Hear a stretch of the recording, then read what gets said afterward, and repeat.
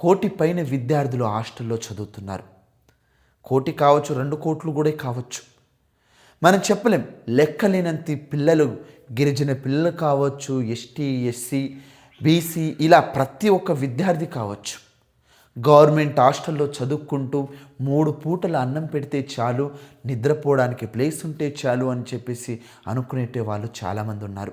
1వ తరగతి నుండి మొదలు పెడితే డిగ్రీ వరకు హాస్టల్లో చదివే పిల్లలు ఉన్నారు.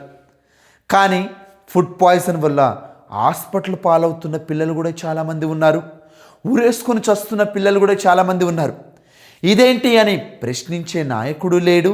ఇదేం జరుగుతుంది అని చూపించే న్యూస్ మీడియా లేదు.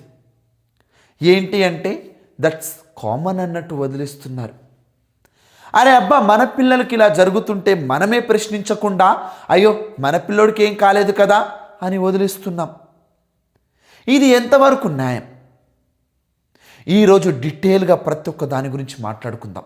ఏ హాస్టల్లో ఏమేం జరుగుతుంది, అసలు ఇప్పుడు ఉన్న ముఖ్యమంత్రి, దాంతోపాటు విద్యాశాఖ మంత్రి, హోంశాఖ మంత్రి, 10 సంవత్సరాల కింద పరిపాలించిన బీఆర్ఎస్ పార్టీ, 5 సంవత్సరాలు లేని విద్యాశాఖ మంత్రి, ఆ తర్వాత వచ్చిన విద్యాశాఖ మంత్రి ఏం చేశారు?